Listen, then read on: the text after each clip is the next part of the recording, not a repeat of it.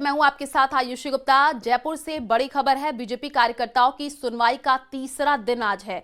सुबह 11 बजे से दोपहर 1 बजे तक सुनवाई होगी। बीजेपी प्रदेश मुख्यालय पर कार्यकर्ताओं की सुनवाई होनी है। मंत्री गजेंद्र सिंह खिवसर, मंत्री साथ ही साथ डॉक्टर मंजू बागमार कार्यकर्ता सुनवाई करेंगे। तो ये बड़ी खबर आपको बता रहे हैं। जयपुर से बीजेपी कार्यकर्ताओं की सुनवाई का आज तीसरा दिन है और सुबह 11 बजे से दोपहर 1 बजे तक सुनवाई होनी है। बीजेपी प्रदेश मुख्यालय पर कार्यकर्ताओं की सुनवाई होगी।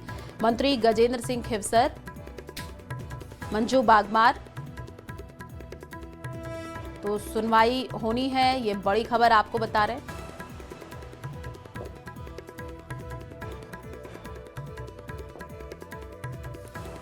और जयपुर से एक बड़ी खबर है। आज भजनलाल कैबिनेट की बैठक होनी है। दोपहर 3 बजे मंत्रिमंडल की बैठक होगी। शाम 4 बजे मंत्रिपरिषद की मीटिंग होनी है। सीएम के दिल्ली दौरे के बाद बैठक अहम मानी जा रही है। केंद्रीय नेतृत्व से मुलाकात के बाद ये बैठक अहम है। तो बड़ी खबर है जयपुर से। आज भजनलाल कैबिनेट की बैठक होनी है। दोपहर 3 बजे का वक्त होगा जब मंत्रिमंडल की बैठक होगी और शाम 4 बजे मंत्रिपरिषद की मीटिंग।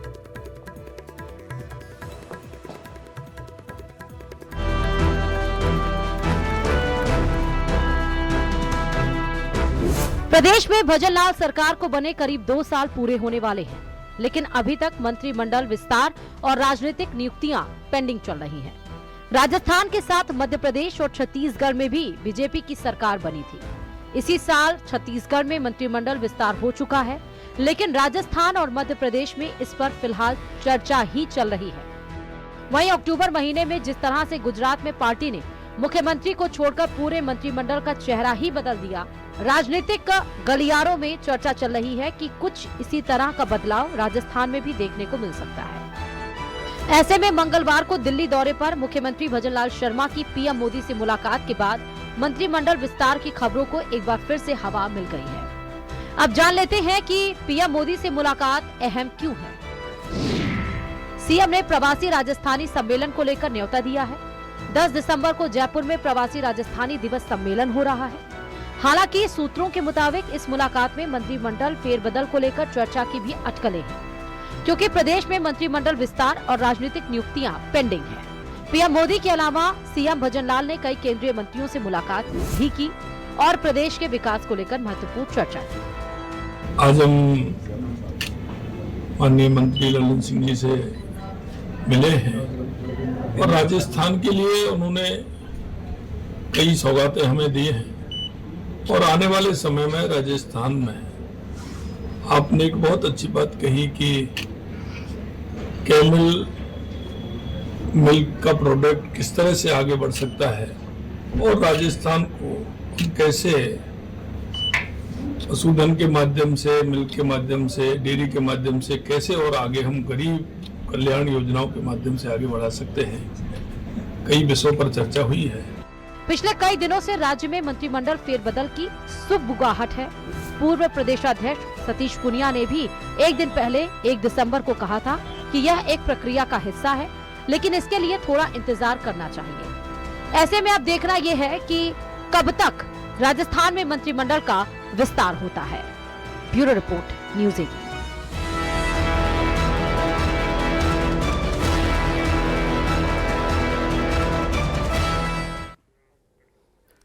जोधपुर की कुड़ी भक्तासनी थाने में तैनात एक एसएचओ की वकील से अभद्रता उसके गले की फांस बन गई है। वकीलों में गुस्सा है, नाराजगी है, आक्रोश है। इस बीच खुद हाई कोर्ट ने संज्ञान लेते हुए पुलिस के रवैये पर सवाल उठाए हैं। यहां तक कि कोर्ट ने पुलिस को पब्लिक डीलिंग की ट्रेनिंग देने तक की बात कर डाली। ये रिपोर्ट देखिए।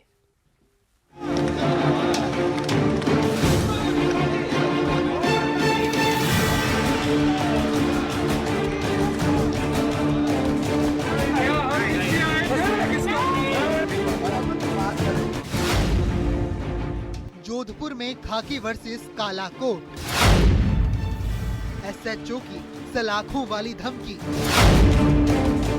अभद्र एसएचओ का विरोध, बढ़ा गतिरोध। जोधपुर के कुड़ी भगतासनी थाने में खाकी और काले कोट के बीच आर पार की जंग छिड़ी हुई है।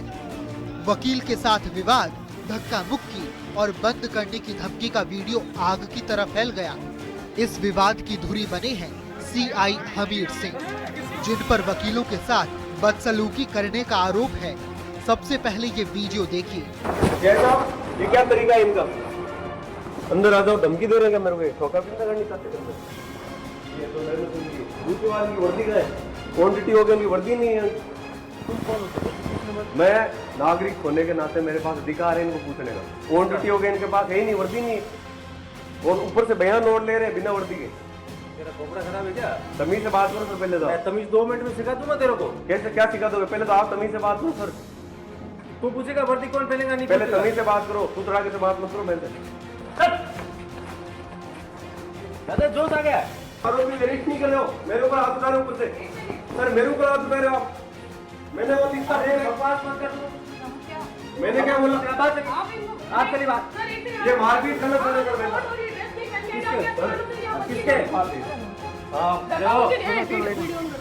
कौन वीडियो बनाएगा यार थाने में? दिमाग खराब है क्या? वीडियो ये कैसे किस टाइप से बात कर रहा है? पुलिस की इस अपरियादित कार्रवाई से पूरा वकील समुदाय आक्रोशित हो उठा है और थाने के दरवाजे पर रात भर से धरना चल रहा है।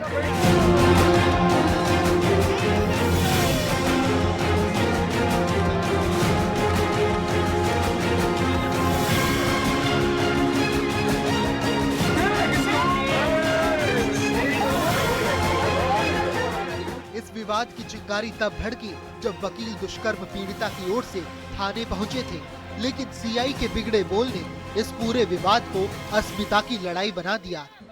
घटना तो ये थी कि हमारे साथी अधिवक्ता यहाँ आए थे, क्योंकि उनके क्लाइंट को बार बार कंप्लेंट करने आने के बाद भी कंप्लेंट नहीं कर रहे थे, तो यहाँ आए तो यहाँ के जो सीआई साहब थे उन्होंने उनके साथ बहुत बदतमीजी की और उनको बताया कि आप अपने आप को क्या समझते हो, आपको मैं बताता हूँ कानून क्या होता है, वर्दी क्या होती है। जिसको इन्होंने खींचा उसको धक्का धक्की की, हमारे साथी अधिवक्ता को गाली गलौज की, जबकि उनके साथ महिला अधिवक्ता भी थी, उनसे भी अपशब्द गए हैं। अब ये बात सिर्फ एक गाली गलौज तक नहीं रह गई है, अब अधिवक्ता के मान सम्मान की बात है। एसएचओ की इस अमर्यादित टिप्पणी के खिलाफ बड़ी संख्या में वकील कुड़ी भगतासनी थाने के बाहर एकजुट हैं। उन्होंने पुलिस कर्मियों का पुतला भी फूका और इसी तरह आंदोलन जारी रखने की बात कही। उनका जो मेन मांग है वो ये है कि सीआई अमीर सिंह को सस्पेंड किया जाए और साथ में जो भी इन्वॉल्व पुलिस अधिकारी हैं उनका भी सस्पेंशन चाहा गया था। वार्ता में यहाँ तक आई थी कि सीआई को हम लाइन हाजिर कर दें और जो दूसरा सबऑर्डिनेट ऑफिसर हैं उसको सस्पेंड कर दें। ये विवाद अब थाने से आगे बढ़कर अदालतों तक पहुंच गया है। हाईकोर्ट की मुख्य पीठ में सुनवाई हुई। मुख्य न्यायाधीश एसपी शर्मा और जस्टिस बलजिंदर सिंह की खंडपीठ ने इस मामले का संज्ञान लिया और इस मामले में पुलिस के रवैये को गंभीर माना, जिसके बाद पुलिस कमिश्नर ओम प्रकाश की ओर से कोर्ट को दिया आश्वासन के आधार पर एसएचओ हमीर सिंह और रीडर नरेंद्र को सस्पेंड कर दिया गया है। साथी अधिवक्ता भरत सिंह जी यहाँ थाने में आए थे, कुड़ी थाना है हमारी ये। यहाँ आए तो उन्होंने रिपोर्ट दी। थानेदार साहब ने आवेश में आके उसको 101 और ने फिट करने के लिए बोला, उसको धमकाया, मारपीट करने के लिए उतर हुए, ठीक है। और जो उनका कोट पहना हुआ था, कोट खींचा। कोट खींचना किसी वकील का मतलब ये है कि उसकी वर्दी खींचना। इसलिए हुआ है क्योंकि इन्होंने 151 का जो इनको पावर मिला हुआ है, इनका मिसयूज करके वकील साहब को ना केवल अंदर किया, उनके कपड़े फाड़े। तो हम सब इनकी ना केवल निंदा करते हैं, बल्कि हम ये कहते हैं कि इस जो आपराधिक पुलिस वाले हैं उनके खिलाफ प्राथमिकी दर्ज होनी चाहिए। आज राजस्थान हाईकोर्ट लॉयर्स एसोसिएशन और एडवोकेट एसोसिएशन ने न्यायिक कार्य स्थगित रखे हैं, क्योंकि जो वकील लोगों को न्याय दिलाता है, इवन ये पुलिसकर्मी, इनको भी न्याय वकील दिलाते हैं। वही मामले की गंभीरता को देखते हुए पुलिस कमिश्नर ओम प्रकाश ने जांच अधिकारी भी नियुक्त कर दिया है, जिसकी जिम्मेदारी उन्होंने एडीसीपी पश्चिम रोशन मीणा को सौंपी है। घटनाक्रम हुआ उसके संबंध में जांच जारी है और मेरे द्वारा इसकी जांच की जा रही है और इसके अतिरिक्त जो वकीलों की जो यूनियन है उनसे भी हमारी वार्ता जारी है और निश्चित रूप से किसी कंक्लूजन पर पहुंचेंगे। हालांकि वकीलों का आक्रोश अभी भी ठंडा नहीं पड़ा है और धरना प्रदर्शन लगातार जारी है। Bureau report, news 18 Rajasthan. और इसी बीच 12 से बड़ी खबर है। राष्ट्रीय राजमार्ग 27 पर ओड़ बस्ती के ग्रामीणों ने जाम लगा दिया है। बस्ती में सड़क मार्ग नहीं होने के चलते जाम लगाया गया है। NH 27 पर दोनों ओर वाहनों की लंबी कतारें लगी हुई हैं। सूचना के बाद केलवाड़ा पुलिस मौके पर पहुंची है और बस्ती का मुख्य रास्ता पक्का नहीं होने के चलते ग्रामीणों का गुस्सा फूट पड़ा है। तस्वीरें भी आपको दिखा रहे हैं।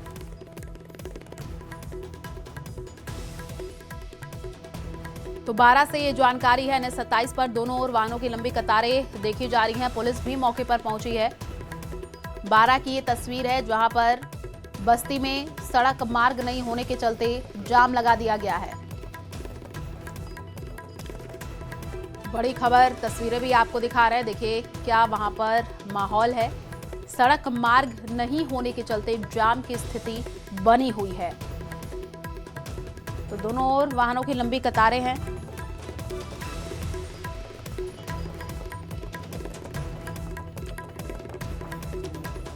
संवाददाता विपिन हमारे साथ जुड़ चुके हैं। विपिन, तस्वीरें आई हैं, यहाँ पर लोगों का गुस्सा नजर आ रहा है, जाम लगा हुआ है, क्या जानकारी अभी? बिल्कुल, देखिए जो विकास है वो जो है अभी तक ग्राउंड में पहुंच नहीं रहा है। सरकार के खिलाफ गुस्सा है। जो सरकार है, राजस्थान सरकार, जो दावे तो किए जा रहे हैं 2 साल पूरे होने वाले हैं, लेकिन जो उनके दावे हैं वो पूरी तरह फेल हो रहे हैं, विफल नजर आ रहे हैं। और इसी की वानगी है कि जनता जो है अब वो सड़कों पर उतरने लगी है। ये जो राष्ट्रीय राजमार्ग 27 को जाम किया है, ये लोग ओड बस्ती है केलवाड़ा थाना क्षेत्र की, और राष्ट्रीय राजमार्ग 27 के किनारे ही है। और इस बस्ती में जाने के लिए सालों से लोग जो है सड़क की मांग कर रहे हैं।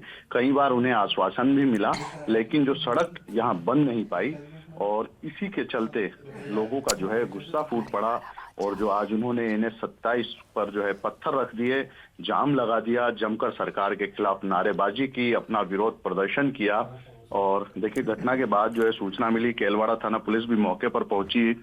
लोगों से फिलहाल समझाइश की जा रही है। लोग लगभग मानने से राजी भी हैं, लेकिन जो है प्रशासन के नुमाइंदे द्वारा जो है ग्रामीण वो आश्वासन चाह रहे हैं कि कोई बड़ा अधिकारी प्रशासन का उन्हें आश्वासन दे और समय सीमा बताए कि कितने समय में जो उनकी सड़क बन पाएगी। तो फिलहाल जो है समझाइश जो है वो चल रही है, और मुख्य मांग यही है कि पक्का रास्ता जो है वो मिले ग्रामीणों को, उनकी गांव तक जाने के लिए, उनकी बस्ती तक जाने के लिए। जी बिल्कुल, तस्वीरें हम दिखा रहे हैं, वहां पर जाम लगा हुआ है। आप नजर बना करके रखिए, आगे आपसे अपडेट लेंगे। जानकारी देने के लिए शुक्रिया।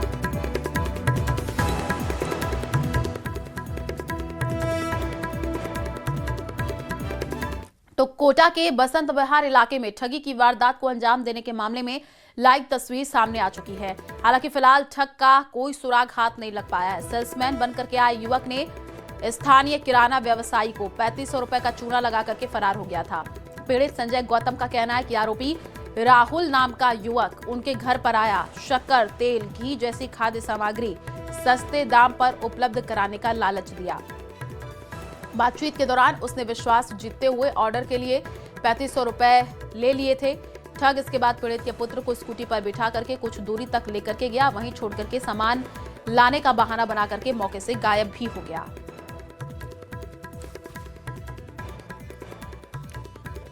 अज्ञात व्यक्ति पर मकान के बाहर आया और मेरे से एड्रेस पूछा। एड्रेस पूछने के बहाने उसने अपना नाम राहुल और मोबाइल नंबर दिए, और वो बोलने लगा कि मैं घी तेल शक्कर का व्यापारी के यहाँ पर काम करता हूँ, तो मैं यहाँ इस दुकान वाले, जो दुकान बनती है उस दुकान वाले को ऑर्डर देने आया हूँ। तो भीलवाड़ा में अवैध संबंधों का शक में एक दोस्त ने अपने ही दोस्त का कत्ल कर फिर गुमराह करने के लिए हादसे का रूप दिया, लेकिन वो पुलिस की गिरफ्त से बच नहीं पाया। ये रिपोर्ट देखिए।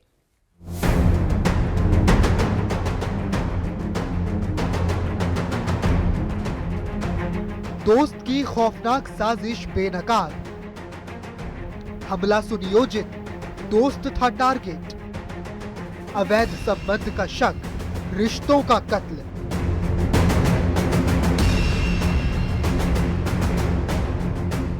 तस्वीरों में दिख रहा शख्स जिसने दोस्त के कत्ल के लिए एक खौफनाक साजिश रची, अब पुलिस की गिरफ्त में है।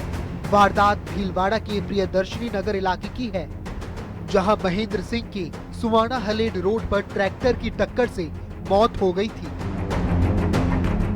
लेकिन परिजनों ने पैसों के लेन देन और अवैध संबंधों के विवाद को हत्या की वजह बताया, जिसके बाद पुलिस दोनों एंगल से मामले की जांच करने लगी। दरअसल आरोपी रामेश्वर को अपनी पत्नी और महेंद्र सिंह के बीच अवैध संबंधों का संदेह था। इसी के चलते आरोपी ने महेंद्र को रास्ते से हटाने का प्लान बनाया। क्योंकि रामेश्वर और महेंद्र डेयरी बिजनेस पार्टनर थे, इसीलिए महेंद्र कब, कहां और कैसे जाता है रामेश्वर को पता था। ऐसे में उसने टाइमिंग सटीक और टारगेट तय किया और महेंद्र को रास्ते से हटा दिया और ट्रैक्टर से कुचलकर मार डाला। वहीं जब हेलेड रोड पर सड़क किनारे खून से लथपथ महेंद्र का शव मिला तो आसपास के इलाके में सनसनी फैल गई। सदर थाना पुलिस मौके पर पहुंची। पुलिस ने शव को जिला अस्पताल की मोर्चरी में रखवाया। पोस्टमार्टम रिपोर्ट में किसी भारी वाहन की जोरदार टक्कर मारने से मौत की पुष्टि हुई। लेकिन कहते हैं ना, कातिल कितना भी शातिर हो, पुलिस की गिरफ्त से नहीं बच सकता। रामेश्वर ने भी प्लानिंग करके कत्ल को अंजाम दिया था, लेकिन जब पुलिस आसपास की सीसीटीवी कैमरों की फुटेज खंगाल रही थी तो आरोपी रामेश्वर ट्रैक्टर से मृतक का पीछा करता नजर आया। बस फिर पुलिस को समझते देर नहीं लगी कि कत्ल किसने किया है। पुलिस ने तुरंत रामेश्वर को गिरफ्तार कर लिया। निकल गया, उसमें एक व्यक्ति है, रामेश्वर नाम का व्यक्ति जो जिसकी पत्नी के साथ में इनके अवैध संबंध थे, ऐसा सामने आया। तो इसकी वजह से इन्होंने कुछ आपस में मन मुटाव था, महेंद्र ने कुछ धमकी वगैरह दी थी। तो रामेश्वर चूंकि इसका एक निजी बहुत क्लोज फ्रेंड है, तो वहाँ पे उसको पता था उसका मॉर्निंग रूटीन क्या रहता है। तो सुबह 4 बजे के लगभग जब वो मॉर्निंग वॉक पे जाता था तो वो फार्म ट्रैक ट्रैक्टर के साथ में वहीं पकड़े थे और वहीं से उन्होंने टक्कर मार के और जिसकी वजह से इनकी मौत हुई। फिलहाल आरोपी को गिरफ्तार कर लिया गया है, लेकिन अवैध संबंध के शक में दोस्ती का खून करने वाली इस घटना से सब हैरान हैं। भीलवाड़ा से राहुल कौशिक के साथ bureau report, news 18 Rajasthan.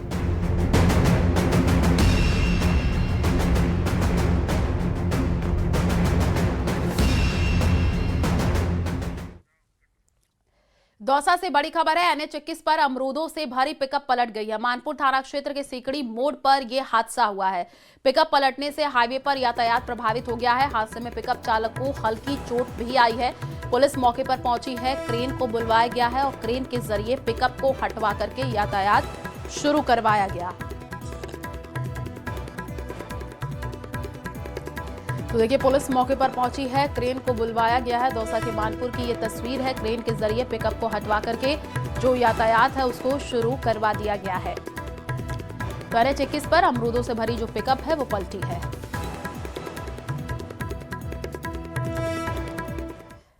Rajasthan में जयपुर से लेकर दौसा तक बदमाशों का आतंक देखने को मिला है। रात के समय में बदमाशों ने जमकर के उत्पात मचाया, लेकिन कानून का डर कहीं भी नजर नहीं आया। ऐसे में स्थानीय लोग पूछ रहे हैं कि आखिर कानून का इकबाल कहां गया। ये रिपोर्ट देखिए।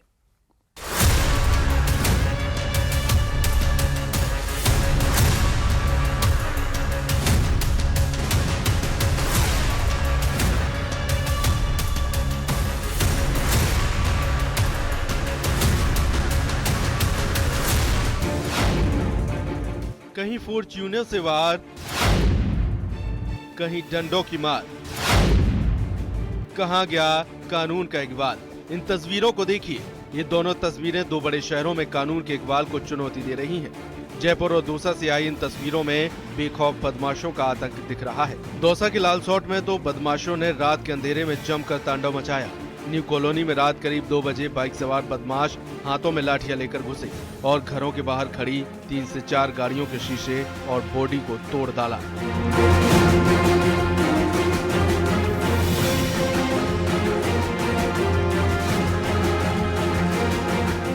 हालांकि दौसा ही नहीं, खुद राजधानी जयपुर इस आतंक से अछूती नहीं है।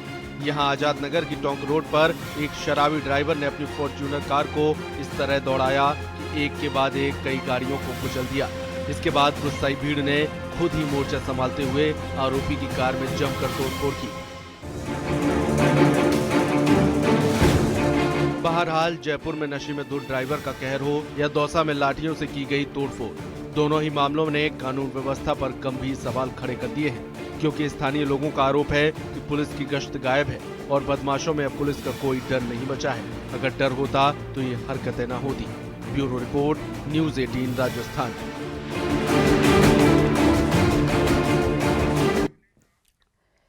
बूंदी से बड़ी खबर है। हथियारबंद चोरों को ग्रामीणों ने पकड़ा है। तालाब गांव में चोरी की वारदात को अंजाम देने के लिए ये चोर आए थे। हिंडोरी पुलिस की गश्त पर सवाल उठे हैं। ग्रामीण हथियारबंद चोरों को पकड़ करके कई घंटों तक बैठे रहे। तस्वीर आप देखिए, बूंदी के तालाब की है, जहां पर हिंडोरी पुलिस की गश्त पर कई तरीके के सवाल उठ रहे हैं। ग्रामीण चोरों को पकड़ करके कई घंटों तक बैठे रहे। हथियारबंद चोरों को ग्रामीणों ने पकड़ा है। बूंदी की ये तस्वीर है।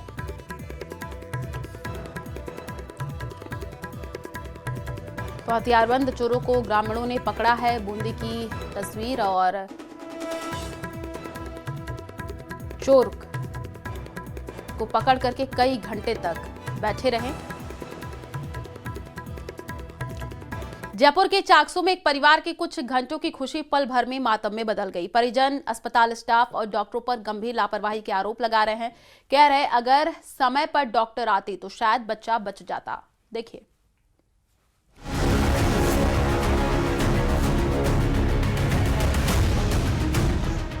लापरवाही की हद पार, खुशियां मातम में बदली। अस्पताल में हंगामा, जमकर बवाल।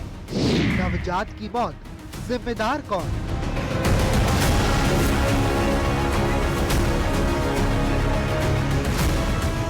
परिवार में 3 बेटियों के बाद पहला बेटा पैदा हुआ तो घर में जश्न का माहौल हो गया, लेकिन कुछ ही घंटों बाद ये खुशियां मातम में बदल गईं। पर अस्पताल में लापरवाही से नवजात की मौत हो गई, जिसके बाद परिजनों में आक्रोश है। वो डॉक्टरों पर लापरवाही का आरोप लगा रही हैं। घटना के बाद अस्पताल परिसर में परिजन और स्थानीय लोग बड़ी संख्या में जुट गए और नाराजगी जताई। वहाँ जाओ डिलीवरी कराए, जब जाओ वहाँ जाओ तो कहते याद नहीं है, कहते वहीं जाओ, ये कहते वहाँ पे वापस जाओ। फिर वापस गया, वो कहे रेखा मैडम को दिखाओ। रेखा मैडम ने बोला कि मेरे पास यहाँ नहीं है, कोई प्राइवेट हॉस्पिटल नहीं है जो इसको चेक करो, जांच करो। अरे मैडम कुछ देखो तो जांच तो करो। कहने नहीं मेरे पास कुछ नहीं है यहाँ पे, कि इमरजेंसी में जाओ। इमरजेंसी में आया यहाँ पे आया तो मैं कहा मैडम आप डॉक्टर साहब आपके लिए बोला है। कहते यहाँ तो डिलीवरी कब हुई? वो कल। कहते अच्छा यहाँ पे बच्चा एडमिट है, वहाँ माई एडमिट है। दरअसल चाकसू के राजकीय उपजिला अस्पताल में महिला ने बेटे को जन्म दिया। नॉर्मल डिलीवरी हुई थी, सब कुछ ठीक था, लेकिन जब बच्चे को टीका लगाया गया तो उसकी तबीयत अचानक बिगड़ने लगी। ऐसे में परिवार के लोग तुरंत डॉक्टर के पास गए, लेकिन समय पर किसी ने इलाज ही नहीं किया, जिससे नवजात की हालत लगातार बिगड़ती गई और नवजात ने दम तोड़ दिया। भाई का बुखार आके ठीक होती है, क्या बुखार न उतरी तो फिर ये क्या भाई 3 दिन आवली बुखार, तो भाई गोली दवाई तो दो जो तुम करता शुरू तो मानो उन्होंने डुलाया, फिर अंडे ले आया, जब वो नापिया दिया क्या भाई 100 डिग्री बुखार, ठीक है। फिर दवाई दे दिया, वो अंडे नाप फिर मैं ले जा थोड़े 100 भाई तसल्ली मिली। उधर अस्पताल प्रशासन ने लापरवाही के आरोपों से इनकार किया है। जिस डॉक्टर ने नवजात का इलाज किया, उनका कहना है कि नवजात की पल्स नहीं चल रही थी, हार्ट बीट भी सुनाई नहीं दे रही थी। जब मेरे पास आया था तो बच्चा ऑलरेडी उसके ना तो पल्स आ रही थी, ना उसके हार्ट की हमें हार्ट बीट सुनाई दे रही थी, ना सांस की आवाज सुनाई दे रही थी, और बच्चा साइनोस्ड था। फिलहाल परिजन नवजात की मौत को लापरवाही का परिणाम बताते हुए न्याय की मांग कर रही है, जबकि पीएमओ डॉक्टर ऋतुराज मीणा ने बताया कि प्रशासन स्तर पर जांच प्रक्रिया शुरू कर दी गई है। हीरालाल सेन के साथ ब्यूरो रिपोर्ट, न्यूज़ 18 राजस्थान।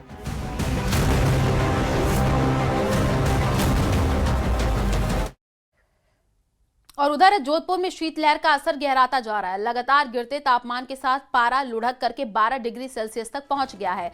ठंड से बचने के लिए लोग अलाव का सहारा ले रहे हैं। मॉर्निंग वॉक करने वाले भी गर्म कपड़ों में खुद को पूरी तरीके से ढके हुए दिखे हैं।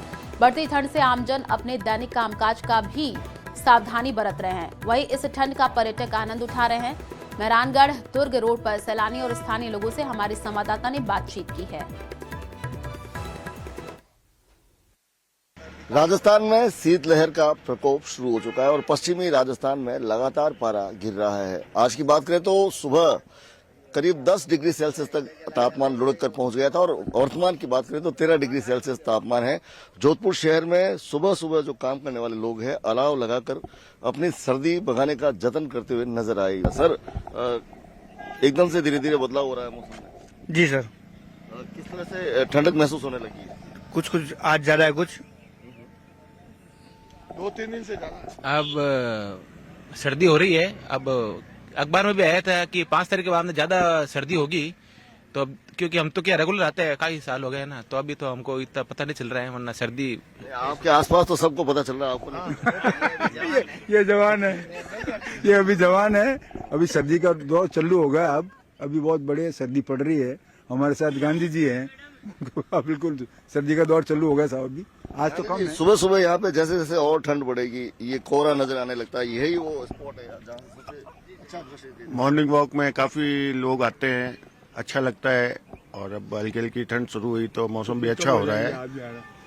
कहते हैं इस बार सर्दी ज्यादा पड़ेगी। और हाँ सर, इस बार मॉर्निंग वॉक में भी लग रहा है अभी हमको रोज की सर्दी पड़ रही है, और ग्लोबल वार्मिंग का भी बता रहे हैं जिस तरीके से कि इस बार सर्दी ज्यादा पड़ने का है। तो आज है ठंडक, तो वैसे बहुत अच्छी खासी ठंड है आज भी। तो जयपुर के लोग तो वैसे भी सर्दी को बिल्कुल उसके साथ फ्रेंडली है, सर्दी के साथ ज्यादा सर्दी रहती है। हाँ, वी आर कंफर्टेबल। ये गुलाबी ठंड है, इसे एंजॉय करते हैं हम लोग सुबह सुबह।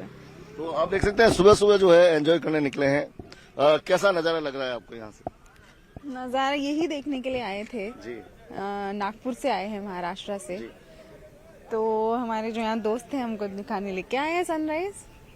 साथ ही जो गुलाबी ठंड है उसका जो है मजा यहाँ पर लेते नजर आए। वहीं अगर बात करें जो सुबह काम करने वाले लोग हैं, मजदूर वर्ग की बात करें, या सड़क किनारे बैठकर गाय का चारा बेचने वाले लोग अलाव लगाकर अपने आप को बचाने और सर्दी को भगाते नजर आए। कैमरामैन समीर खान के साथ चंद्रशेखर व्यास, न्यूज़ 18 राजस्थान, जोधपुर। और चलिए यहाँ रुकते छोटे से ब्रेक के लिए, जल्द लौटेंगे।